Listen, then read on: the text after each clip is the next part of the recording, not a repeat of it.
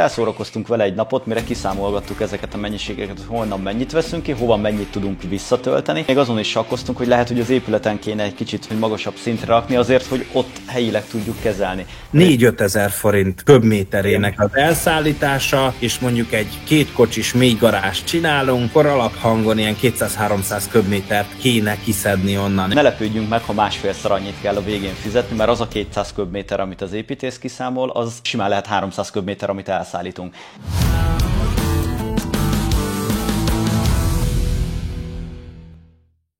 Itt van velem Várhelyi Tibor és Bátki Mihály. Sziasztok! Sziasztok, üdvözlöm a hallgatókat, meg annyit én is szeretnék hozzáfűzni, hogy ugye aki nem ismeri őket, vagy ezt a részt, akkor 2 különböző témával fogunk ugye jönni.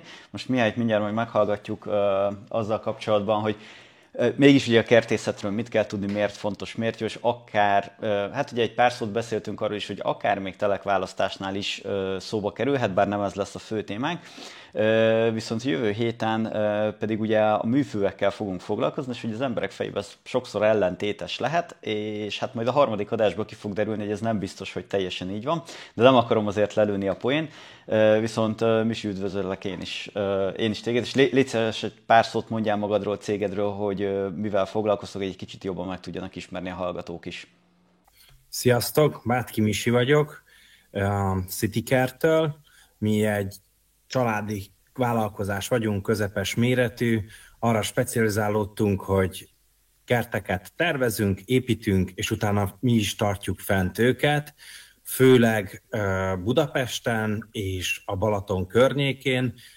Ezen belül is a legtöbb kertünk az a Budai hegységben van, ezért nagyon sok olyan kihívással találkozunk, amivel mondjuk sok kert használónak nincsen vele problémája, és hogyha valamit a tervezésnél elrontuk, annak mi isszuk a levét sokkal később, ezért egy-egy kertet mondjuk, van olyan kertünk, amit már 10-15 éve követünk nyomon, és 10-15 éve nézzük, hogy mondjuk egy-egy megoldásunk, amit egy telekválasztásnál, vagy egy problémára egy megoldásunk alkalmaztunk, azután hogy válik be, vagy növénytársulások, amiket ültettünk, azok hogy viselkednek. Ez egy nagyon izgalmas dolog, mindig visszajelezni tudunk saját magunknak, meg a kertek is rengeteg dolgot jeleznek nekünk vissza.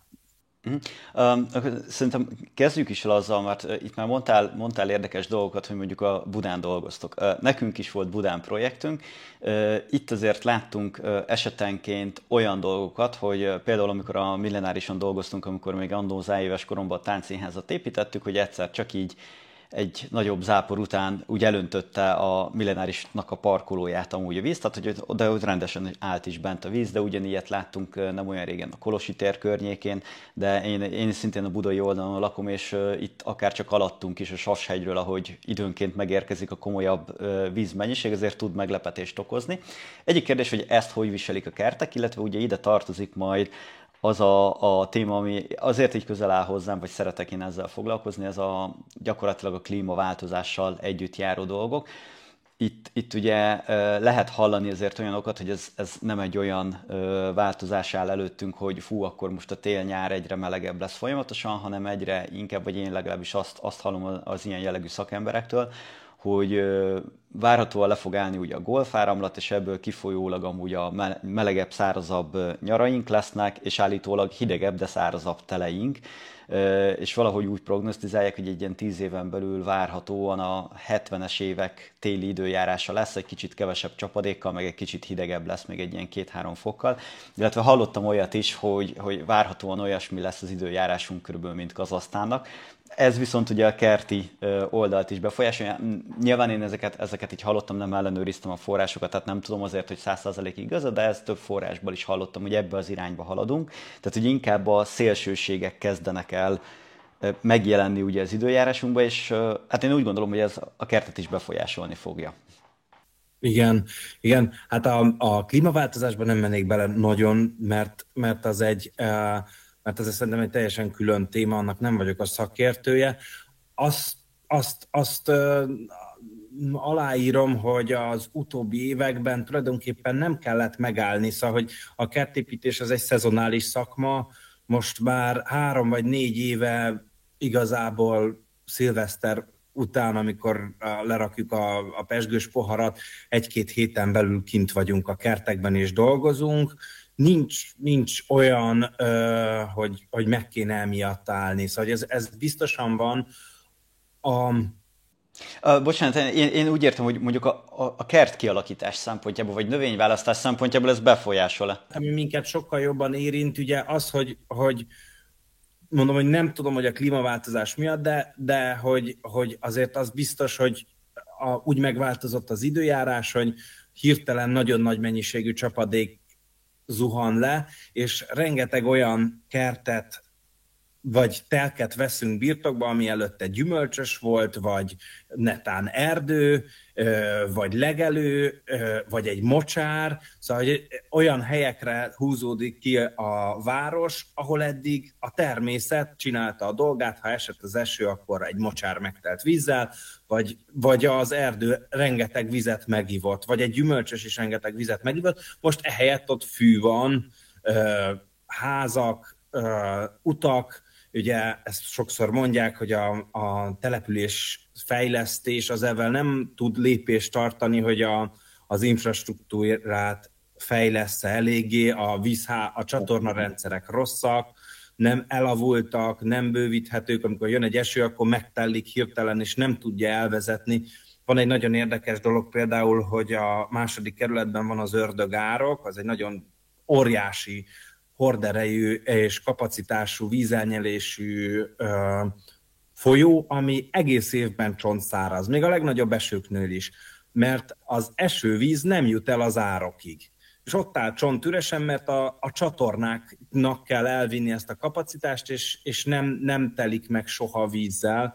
Szóval, hogy egy nagyon fura irányokba kell a víznek megtalálni az útját, és a víz az megtalálja az útját, ha akarjuk, ha nem.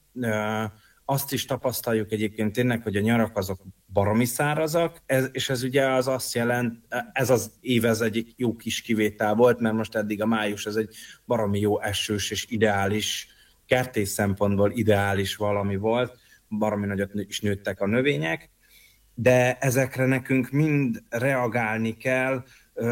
Több olyan kertet építettünk, ahol figyelmeztettük az építészeket, figyelmeztettük a generálkivitelezőt, figyelmeztettünk mindenkit, hogy nem építettek ki a vízvédelem ellen semmit, és jött ez az óriás árvíz, vagy egy ilyen, ezek a nyári záporok, vagy tavaszi záporok azok, amik nagyon kritikusak, és konkrétan itt hát most 2 ilyen izgalmas dolgot is mesélek, az egyik itt a Budai hegyen történt, még nagyon régen volt olyan, hogy egy rézsűt, egy nagyon nagy rézsűt 5-6-szor építettünk újra, azt egyszerűen nem tudtuk, úgy lemosta az egészet az kert aljába, hogy végül azt hiszem, hogy dróthálóval kellett az egészet megfogni, mert támfalazni nem használhatunk, és rengeteg árkot kellett beépíteni, meg rengeteg, szóval ki kellett alakítani, sőt egy részen annyi sziklát kellett bepakolni, mint hogyha egy folyómedret, egy száraz patak folyómedret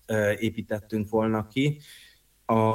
A másik példa pedig egy lakópark volt, ahol volt egy kertészeti bejárat, ahol a víz fölülről be tudott menni, és körülbelül 70-80 méteren vagy 100 méteren keresztül rohanhatott lefelé a víz, és az egész lakóparknak a kertészetét úgy, ahogy van, lemosta az alsó részére, a Balatonnál, és gondolom, hogy Pesten sok helyen, ahol meg mocsárba, vagy volt mocsarakat, vagy szántóföldre építettek, ott meg ugye a belvíz, ami egy óriási probléma. Most 2 olyan kertünk van a Balatonnál, ahol az egyiknél a növények megfulladtak a talajvíztől, mert egy új kertnél még nincs elég növény, ami felszívja a vizet, és nem mi terveztük ott a kertet, és olyan növényeket ültettek oda, ami szárazságtűrő, vagy szárazságkedvelő. És egyszerűen komplett egymilliós fák döglöttek meg, mert megfulladtak.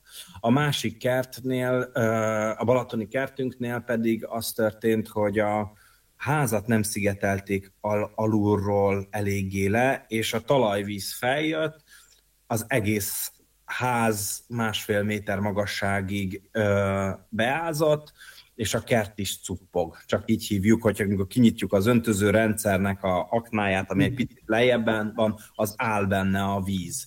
Misi, És igen? bocsánat, csak eszembe jutott, hogy most ugye egy építészmérnökkel és egy kertészmérnökkel beszélgetek. Jól Igen. gondolom azt, hogy manapság akkor, hogy is mondjam, soha nem volt olyan fontos a kommunikáció, mint most. Ugyanis itt kommunikálni kell egymással az építészmérnöknek, a kertészmérnöknek, és, ami a legfontosabb, a tulajdonosnak. Na most ez a Igen. hármas, ha nincs meg, akkor ott őrült komoly dolgok lehetnek, anyagi veszteség is, és ez nagyon jó, amit mondtál, hogy 10-15 évig akár gondoskodtok egy kertől, mert hogy ha ez nincs meg, akkor itt tényleg nagy bajok lehetnek. Jól gondolom? Igen, az első óriási probléma, amit a legtöbben elkövetnek, hogy ugye egy házépítésnél elindulnak, és akkor elkezdik a tervezést, az ütemezést, a költséget is, és ugye amikor a vége van egy házépítésnek, a költségek hát legjobb esetben is 20%-kal többek, mostanában az infláció meg minden miatt, gazdasági válság miatt még sokkal több lesz, és miből veszik el a büdzsét? A kertépítésből. Sokszor be se tervezik már eleve, hogy a kerttel foglalkozzanak. A kerttervezés is sokkal később kezdődik el, vagy nagyon-nagyon ritka az, és azok nagyon jó tervezők, akik a építészmérnökök és építészek, akik együtt dolgoznak egy tájépítéssel, mert a kertészmérnök egy kicsit más, de ez mindegy, de a tájépítész az, aki tervezi a tervet, a kertet, és hogy már nem számolnak bizonyos büdzsékkel, ami tulajdonképpen teljesen hozzátartozik a házhoz, és ez például az egyik, ami az, hogy most már az a szabályzat, hogy a leeső csapadékot azt a kerten belül kell elvezetni. Bocsánat, még mielőtt itt belemegyünk így a nagyon részletekbe, ez hogyha félreteszed egy picit a te szakmai álláspontodat, mármint nem is a szakmai álláspontodat, hanem mondjuk az üzleti érdeket. Minden esetben javasolt kertészt alkalmazni? Tehát, hogy egy tájépítést alkalmazni arra? Mert tehát, hogy amúgy mi azért azt látjuk, hogy ma, amikor a csokos házaknak a világát éljük, ahol örülnek az emberek egyáltalán, hogy az épület kijön belőle, sőt, nagyon-nagyon sokszor látunk olyan ütemezési kényszert, hogy gyakorlatilag nem tudják befejezni az épületet, de hogy ilyenkor is indokolt, vagy van egy olyan réteg, amire azt mondjátok, hogy oké, ezek azok a munkák, amikhez amúgy nem kell tájépítés, tehát hogy hol van az a határ, amikor mondjuk egy hozzátok hasonló céget megbíznak az ügyfelek, hogy dolgozni kéne?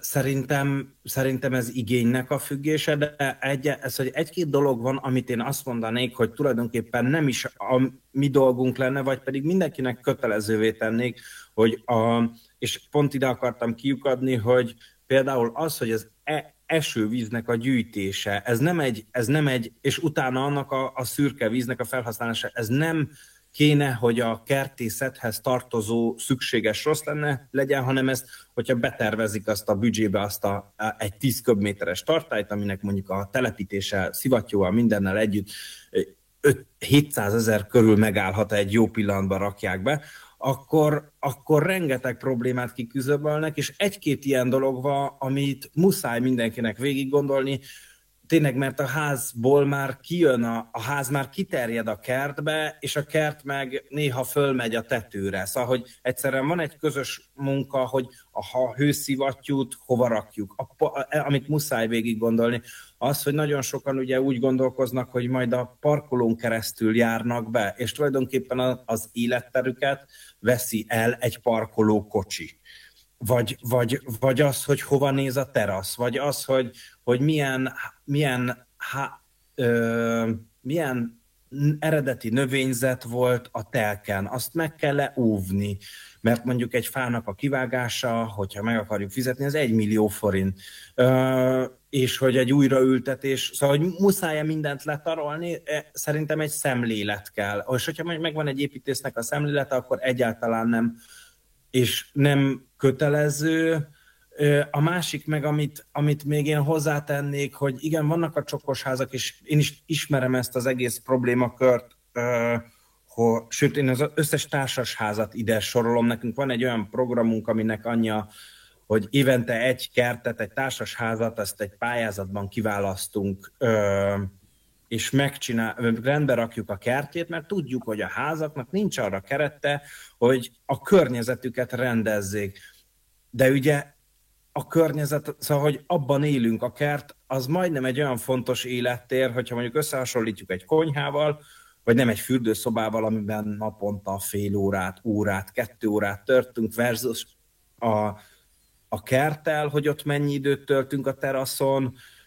Szerintem a súlyozásnak kell fontos lenni. Pont ezt mondta egyébként, amit egy nagyon fontos idézet, amiben én soha nem gondoltam bele, az Építem a házam közösségnek a vezetője. Mi is beléptünk ebbe, mert egy nagyon izgalmas szakmai csoport, aki támogatja a minden nemű házépítőt, hogy a kertes házat egyetlen egy dolog különbözteti meg a városi háztól, hogy van kertje. Szóval minden mást azt meg lehet oldani. Ez az egyetlen egy dolog, mert hogy lehet terasszunk egy lakóparkban, mindenünk lehet.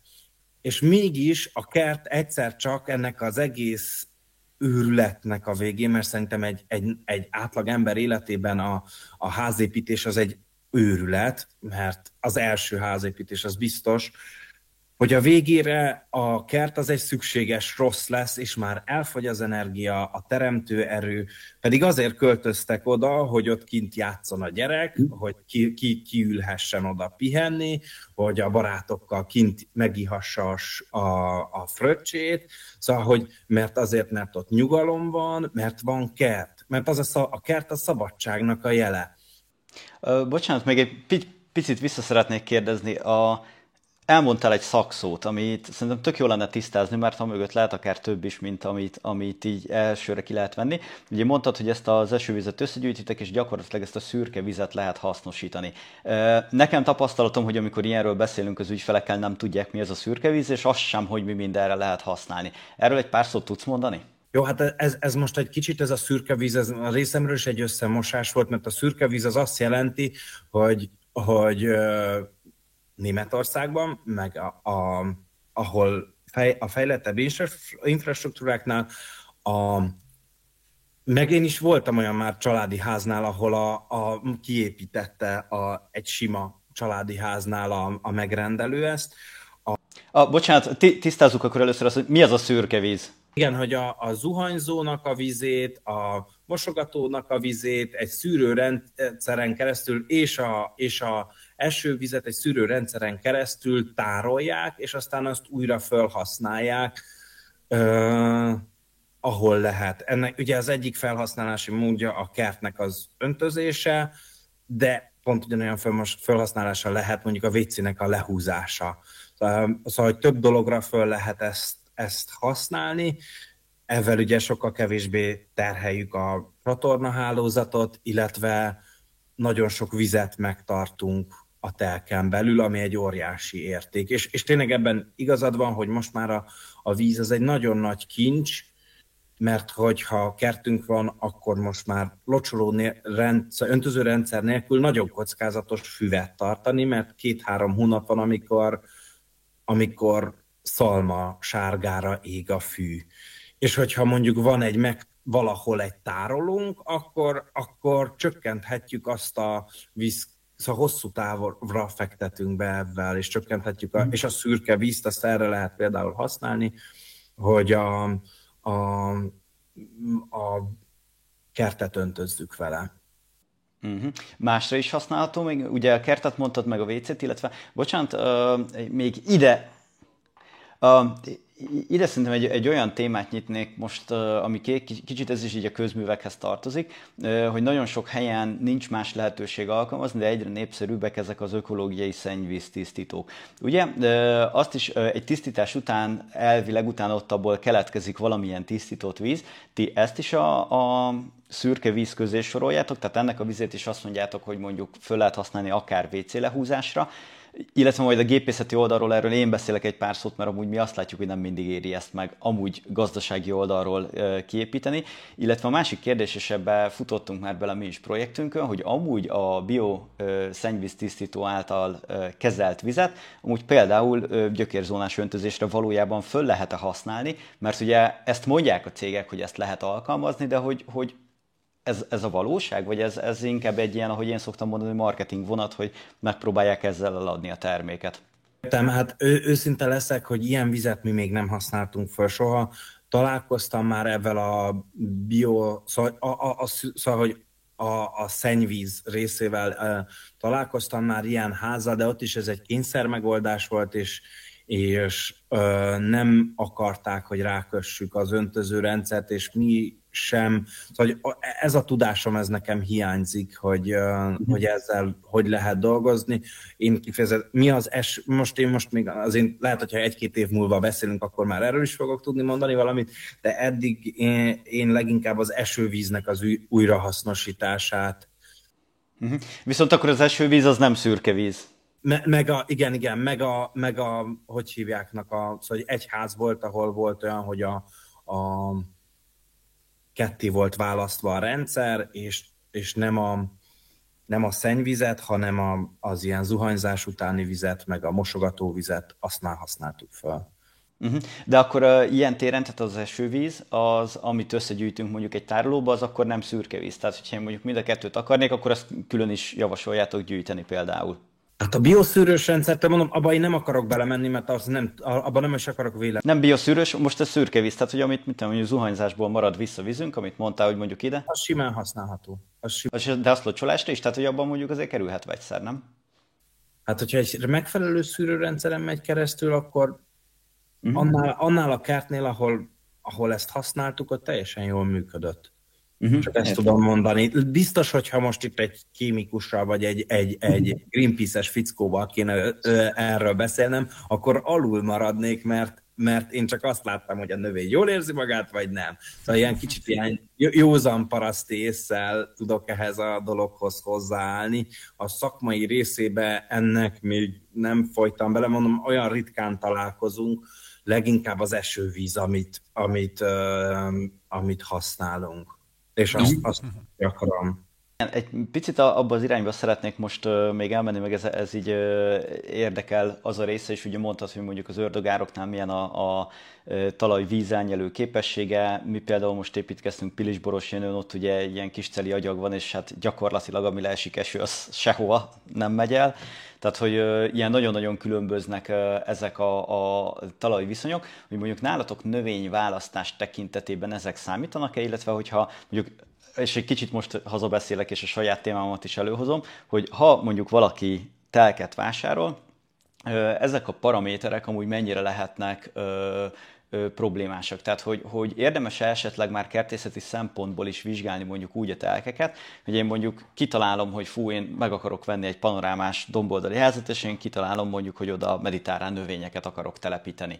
Az, hogy ez fog-e működni, ez függ attól amúgy, hogy milyen a talajnak a kémiai összetétele, vagy igazából minden csak gépészeten múlik, hogy ez működjön, meg öntözőrendszerem? Hát inkább azt mondom, hogy minden pénz kérdése. De visszaugranék egyébként kettőt, hogy amivel igazából szerintem ami a legeslegfontosabb kérdés, hogy amikor valaki telket akar választani, akkor, és mondjuk elhatározza, hogy ki akar költözni a agglomerációba, vagy egy családi házba, akkor és már ott tart, hogy a kerten is gondolkozik, akkor nagyon fontos ezeket végig gondolni, hogy mire szeretné azt a területet használni, mik a fő céljai, hány éves a gyerek, van-e kutya, mekkora a költségkeret, amire erre az egész dologra rá akar költeni, visszaértünk a költségvetéshez.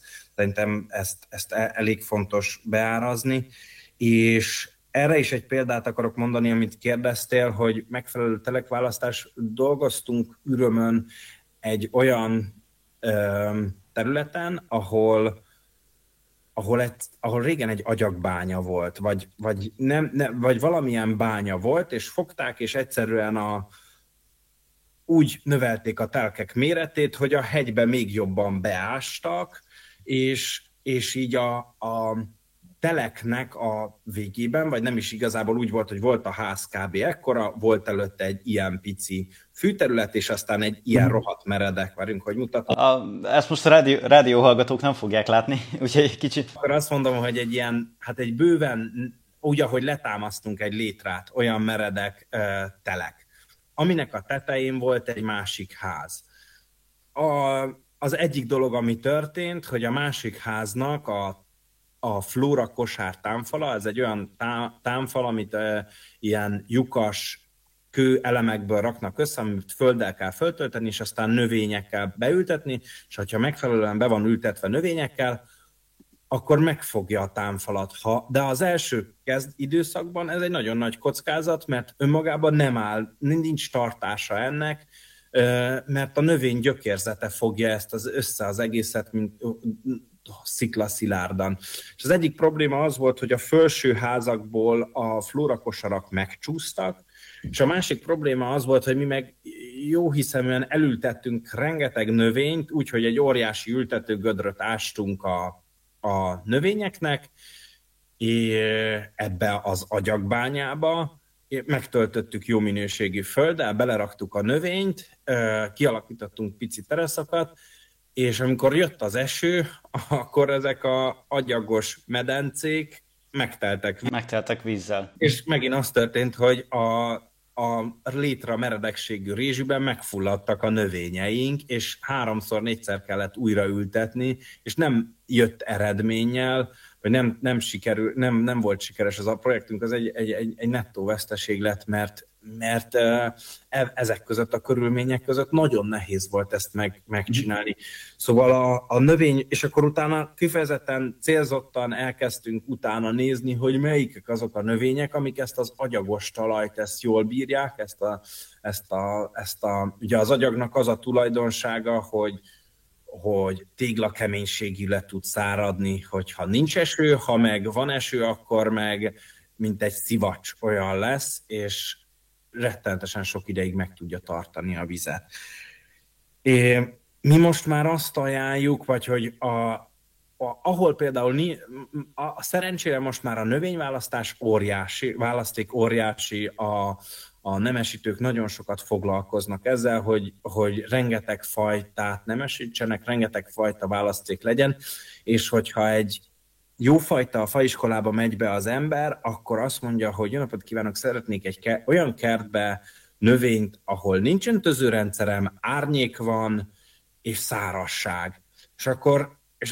És akkor ebben a jófajta kertészetben így odaadják azokat a növényeket. Szóval, hogy akkor olyan faj, és általában mi is azt szoktuk ajánlani, és azt szoktuk nézni, hogy hova ültetünk, és teljesen más növényeket, még akkor is, hogyha és még egy nagyon fontos dolog, amit a saját szabamba vágva, hogy általában beszoktunk hordani 20 centi jó minőségű termőföldet a kertekbe, mert hogy legyen egy új réteg, mert ugye minden egyes építkezésnek a végén azért nem az van, hogy ott van egy altalaj, hanem ugye kiássák a háznak az alapját, az is ott van, kiássák és egy ilyen sittes valami az altalajunk, és akkor erre mi rá szoktunk rakni egy 20 centit, ami úgy szintén egy kockázatos dolog, mert mert a földszállítók, azok nagyon sokszor mondjuk egy lábból, vagy egy tófenékből hoznak földet, amit egy keverőn nagyon szépen megkevernek, homokkal föl, tupíroznak, és egy gyönyörű barna, jó minőségű földet fog meg az ember, mi nekünk is nagyon nehéz eldönteni, hogy ez milyen, és volt olyan, hogy kihozták ezt a jó minőségű földet, ráesett az eső, az egész így összetömörödött, és az egészből lett egy ilyen egybefüggő láp. És megint csak a fű nem nőtt ki, és onnantól kezdve egy óriási küzdelem volt az, hogy a fű kinőjön, és nagyon nehéz tanúsítványt kérni. Most a modern... Bocsánat, tanúsítványt mire? Tehát, hogy magára a földre? Aha. Földre, mert hogy ad egy tanúsítványt, de hogy az most tényleg egy üledékes lábból hozta-e, vagy pedig egy szántóföldről, nem biztos. Most már vannak külön cégek, akik azzal foglalkoznak, hogy vagy a helyi talajt följavítják, hogy élhető legyen, vagy pedig ilyen speciális földkeverékeket árulnak, ami sokkal jobban hasonlít a természetes földhöz. Nem egy ilyen nagyon-nagyon átrostált, biológiailag halott föld. Szóval sajnos van egy ilyen dolog, hogy amit meg tudunk vásárolni földet, az biológia, mivel egy szántóföldről hozzák, vagy egy tófenékről. Szerintem a kedves megszálló hallgatókban most nagyon sok kérdés felmerült, és a podcast nézőiben is, és ha egyébként szeretnétek, akkor nyugodtan kérdezzetek bele. Bennem, ami felmerült, az, hát bocsánat, hogy ezt mondom, de hogy azt hittem, hogy van egy szakma, ahol nincsenek kóklerek. Misi, ez már megint egy olyan szakma, ahol ki vagytok szolgáltatva azoknak ezt most rádióbarát módon kellene mondanom, szóval a hozzá nem értő embereknek, akik valamiféle kevert, jól kinéző földet oda küldenek, és akkor a végén utána gyakorlatilag szívás lesz a vége. Igen, nagyon nehéz. És csak kémiailag bevizsgálással, szóval hogy még vannak ilyen nagyon pici módszerek, amikkel meg lehet nézni, hogy mi a minőség, még ott is átmegy a szűrőn, de mondjuk a fémtartalma, vagy valamilyen olyan mutatója nagyon rossz, vagy a vegyszere, szóval hogy van egy vegyszer tartalma, nagyon nehéz, nagyon sok kihívást rejt ez is. Az átlag az, hogy ezzel nincsen probléma, vannak extrém esetek, előfordul. Nagyon meg kell válogatni, hogy hozunk földet, igen. Nekem fölmerült most egy kérdés, így, hogy a termőföldet említetted itt. Ugye nyilván az is, hogy azért a termőföldről vagy szántóról áthozott földek azért azok nem azok a minőségek, amik feltétlenül egy kertészethez szükségesek. Van itt nekünk egy ilyen speciális esetünk, nem tudom, hogy fogsz tudni válaszolni a kérdésre, de nagyon sokan költöznek, és egyre népszerűbbek ismét a zárt kerti területek. Ugye, aki nem tudja, ezek a zárt kertek gyakorlatilag ezek olyanok, amik nem is külterület, nem is belterület, tehát ugye kettő között egy jogilag kivezetett fogalom már, tehát már nincs is ilyen fogalom, de lényegében ezek annó még az átkosban azért jöttek ugye létre, hogy ezeket az ilyen kisüzemi termeléseket, egy gyümölcsösöket tudott magának az ember létrehozni, és akkor utána ezek így itt maradtak velünk. Rendezetlen abszolút az építés szabályozási része, viszont ott például nagyon sokszor ilyen már hasznosított termőföld, szántóból visszamaradt, gyümölcsösből visszamaradt földterületek vannak. Ha valakinek mondjuk van egy ilyenje, mert amúgy nagyon, ez most elkezdte reneszánszát élni, tehát egyre többen próbálnak kiköltözni ide ugye a lakhatási válság problémájának a kezelésére, ennek minden előnyével, hátrányával. Kertészeti szempontból az ezeken a területeken lévő föld, ez akkor, tehát amúgy kertészetre alkalmas, vagy inkább maradjunk annyiban, hogy ez növényültetésre jó, vagy akár innen is hozhatnak át mondjuk földet az én saját mondjuk 12. kerületi kertembe, hogyha mondjuk valahonnan rendelek. Tehát, hogy nem tudom, hogy ilyen tapasztalatotok van, mert azért szerintem az ártkerti közösségnek a legnagyobb része nem hiszem, hogy kertészt alkalmaz, tehát lehet, hogy így élő tapasztalat nincsen, de azért gondoltam, bepróbálkozom egy ilyennel. Hát még egy dolgot azért mondanék, hogy itt elég rémisztő dolgokat mondtam, de amikor így kirándulunk a budai hegyekbe, és vannak ilyen régi meddőbányák, vagy egy-két helyen, vagy ilyen leomlás, és ott úgy látszik, hogy kb. Egy 20 vagy 30 centi földben élnek meg a növények, sőt, van, amikor nincs is föld, és köszönjük szépen, megélnek. Szóval a növény azért alapvetően, ha jól van megválasztva, akkor az a jég hátán is, ahogy szokták mondani, és azért ezek a hagyományos növények, a legtöbb ha valaki golfpályát akarna, az nehéz. De hogyha valaki egy virágos gyepet akar, amiben van ez is, az is, hát az meg fog élni, mert a fű az egyik legigénytelenebb, alapvetően egy nagyon igénytelen társulás, mert olyan helyeken jön létre, ahol nem tud fa nőni a természetben, tehát ahol extrém pici a földréteg. Szóval, hogy válaszolva a kérdésedre, szerintem egy ilyen zárt kertben nagyon jó minőségű föld lehet, és az teljesen megállja a helyét, és az használható bárhova, de azért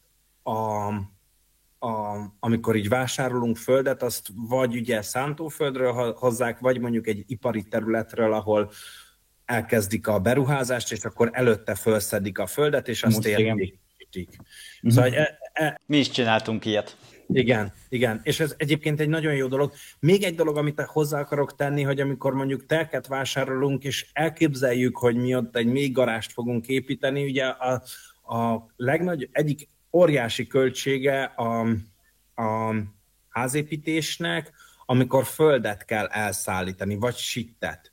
A sitt az menjen, de a földet elszállítani, és hogy volt például egy olyan ház, egy budai villa, ahol egy óriási mélygarást raktak be a kertbe, és rengeteg földet szállítottak el, majd hoztak vissza töltőföldet, ami maradhatott volna, mert senki nem számolta ki a föld egyensúlyat. És például egy tájépítész abban is tud segíteni, hogy egy nagyon pici játékkal óriási mennyiségű földet lehet elrejteni a területen, mert mondom, hogyha egyébként van 20 centi jó minőségű föld, alapvetően bármi megnő, a nagyobb fáknak kell egy 1 köbméteres ültető gödör, de minden más az tökéletesen érzi magát, hogyha már 20 centi föld van, ezek a növények, amiket mi használunk, vagyis a diszkert. A diszkert egy sokkal igénytelenebb dolog ahhoz képest, amikor mondjuk egy almafának kell hoznia, vagy tudom én, 500 kiló almát, ahhoz neki nagyon-nagyon sok tápanyagot kell fölvenni. Ahhoz, hogy egy babér vagy egy tuja megnőjön 3 méterre, és közben 1000-szer visszametszük, igazából a gyökere egyre nagyobb lesz, egyre könnyebben tudja azt a zöldet produkálni.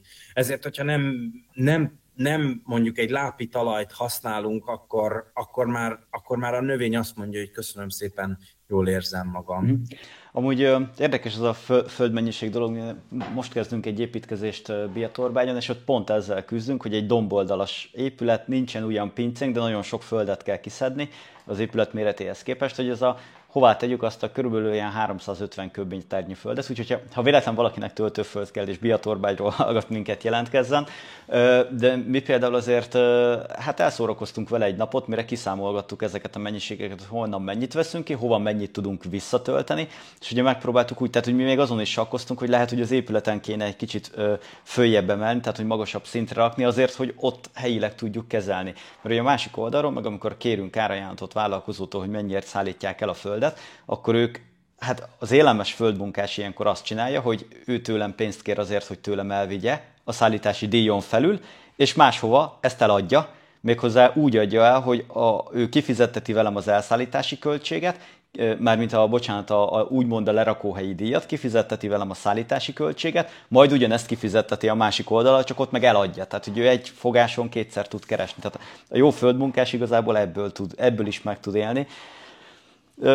Ez a rész az már azért egy külön szakma, nem feltétlenül a kertészethez tartozik, viszont amit... Bocsánat, hogy közbeszólok, hogy sokszor ránk marad ez a probléma is, és visszatérve megint a válaszot, hogy mikor érdemes tájépítést hívni, szerintem vagy az van, hogyha van egy jó építész, akinek van ilyen tudása, és elkezd ezzel gondolkozni, hogy hogyan lehet költséghatékony, vagy tényleg, hogy fölösleges, óriási költségekben ne verjük magunkat, mert mondjuk, most csak mondok egy példát, hogy tényleg ugye, hát olyan 4-5 ezer forint köbméterének az elszállítása, és mondjuk egy szerintem, hogyha egy kétállásos, vagy két kocsis mély garást csinálunk, hát akkor alaphangon ilyen 200-300 köbmétert kéne kiszedni onnan. És hogyha ezt egy építész kiszámolja, hogy mit csinál avval a földdel, akkor jó. Ha azt mondja, hogy ide egy mély garázs kell, mert a megrendelő mondta, aztán a többit hagyja rá, hogy megoldja a megrendelő, akkor ez egy óriási költség, ami csak akkor derül ki, amikor ott áll már a földmunkás, és azt mondja, hogy akkor rendelem a kamionokat, csókolom. És akkor úgy tud ez a költség nőni, amivel nagyon-nagyon sokan nem számolnak, és még az építészek sem, tehát még a szakmában sem, hogy amikor kiszámoljuk, hogy mondjuk 200 köbméter a garázsnak a mérete, akkor az ugye tömör köbméter. Viszont amikor megfogjuk ezt a földet, kiássuk, ez lazul. Tehát, hogy egyszer levegő kerül közé, ahogy mozog, és ugye amikor a földet elszállítják, akkor a földmunkás viszont a laza köbméterre adja az árat. Na most a kettő között ilyen 1,4, 1,6, 1,8 attól függ, hogy milyen talajunk van.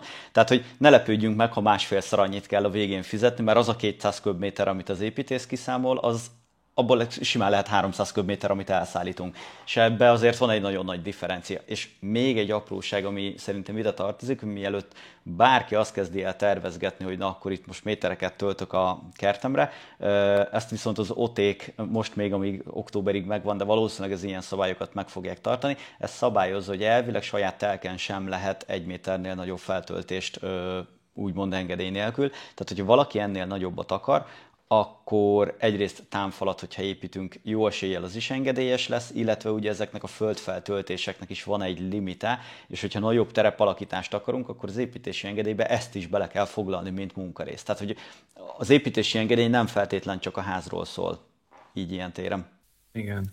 Igen, de ugyanakkor még azt akarom hozzátenni, hogy mondjuk egy 200-300 köbméter töltőföld, aztán egy kertben, pláne egy ilyen lejtős, most a budai kertekről beszélünk, vagy ezekről a hegyvidéki kertekről beszélünk, ott 200-300 köbméter kert, az nagyjából annyi, hogy a gyereknek van egy kapus focipályája, és nagyon jól jön az a töltőföld később. Csak ez egy jó kérdés, hogy addig hol lehet. Hova tesszük, igen.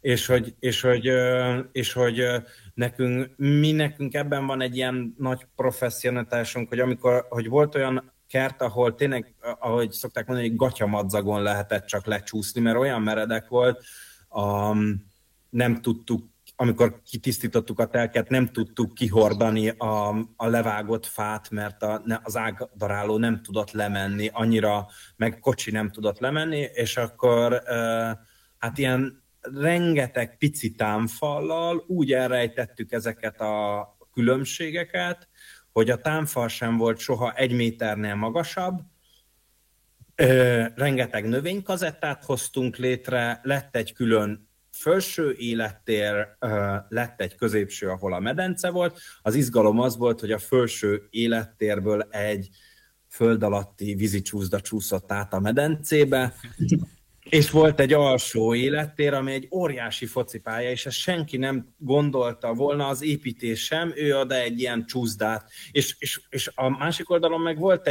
a házig fölmenő csúszda, az tényleg volt egy rézsű, ahol föl lehetett tölni a fűnyírót, vagy bármit, szóval meg lehetett az alsó részt közelíteni. Ez egy nagyon izgalmas és egy nagyon nagy kihívás volt, hogy úgy elrejteni ezt az iszonyú nagy szintkülönbséget, és ezzel együtt rengeteg földet is szóval elrejtettünk, hogy a kert az teraszosult, és így használható lett.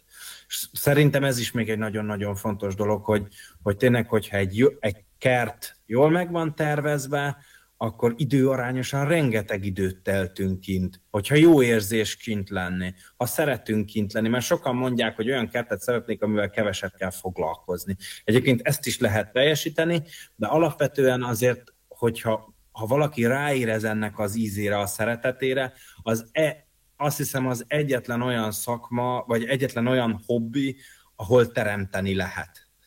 Szóval, hogy nem tudom, még a kutyatenyésztés, vagy hogyha állatot tartunk, az is egy ilyen, de ott is azért, de hogy a növény az, ahol tudjuk figyelni az évszakokat, mert most már légkondis házakban üldögélünk, kizárjuk, nagyon jó ki tudjuk zárni az időjárási körülményeket, és a kert, ahol egyedül tudunk találkozni a természetnek a pusztító erejével, a tápláló erejével, és nagyon szeretjük azokat a megrendelőinket, akik így megszeretik ezt az alkotást. Ez tényleg egy nagyon kreatív, nagyon-nagyon izgalmas alkotás, ahol mondjuk elrontok valamit, egy héten belül újra nő, és kezdhetjük újra. Szóval, hogy nincsen, lehet tanulni, folyamatosan lehet tanulni benne, és nagyon-nagyon sok mélysége van. Egy nagyon izgalmas dolog. Azon kívül, hogyha meg valaki az egészet utálja, ugye most már vannak robotfűnyírók, vagy a hollandfás. Igen. De arról majd jövő héten. Azon majd jövő héten, de hogy egészen úgy is meg lehet csinálni egy kertet, hogy alig kell hozzányúlni, évente jön egy kertész, és kétszer hozzányúl és megcsinálja, annyira meg lehet csinálni egy kertet, vagy pedig ez lehet egy olyan hobbi, hogy minden nap egy órát elszöszmötölünk a kertben, és nagyon sok boldogságot tud adni. Remélem a kedves hallgatóknak is boldogságot hozott ez az elmúlt egy óra, és még mielőtt befejeznénk, azért arra kérlek, Misi, hogy mondd el az elérhetőségeiteket, ha bárki kedvet kapott ahhoz, hogy egy kertészmérnökkel beszélgessen, és a tervezést megkezdje, avagy a meglévő kertjéhez kér segítséget, akkor hol ér el benneteket? Hát a honlap elérhetőségünk az a citycart.hu, citycart.hu, ilyen, ha magyarosan is pontos ível írjuk mindkettőt, vagy a Facebookon is pont úgy a Citycarten el lehet érni. Egyébként még azt elmondom, hogy ha hozzánk valaki befut, akkor az első találkozás vagy megbeszélés ingyenes, hogyha kertet akar tőlünk, illetve van egy olyan külön, hogyha valaki csak arra szeretne megkérni, hogy menjünk ki és adjunk tanácsot a kertjébe, mi erre is bevők vagyunk, akkor ennek van egy szolgáltatási díja. Azt is nagyon, szóval több megrendelünk, vagy több olyan emberrel vagyunk kapcsolatban, ahol csak néha kimegyünk, beszélgetünk, megnézzük a kertjét, hogy csinálja, tanácsokat adunk, és egy nagyon jó kapcsolat alakult ki ebből, és nagyon sokat tudtunk nekik segíteni. Szóval keressetek nyugodtan, bátran. Oké. És köszönjük szépen. Igaz, a Megszádió hallgatói már kívülről tudják, de hát ha valaki nem, hogy téged hol érnek el? Gyors leszek és rövid, hogyha velünk fel akarjátok venni a kapcsolatot, akkor eladótelek.net oldal, vagy pedig a konzulum.hu weboldalon, vagy pedig a Buildcast csatornát Instagram, YouTube, TikTok platformokon tudjátok követni, ott lehet kérdezni is, úgyhogy hajrá! Köszönjük szépen a figyelmeteket, és nektek pedig köszönöm szépen, hogy itt voltatok, főleg neked, Misi, köszönöm szépen még egyszer. Sziasztok! Köszönjük szépen! Sziasztok!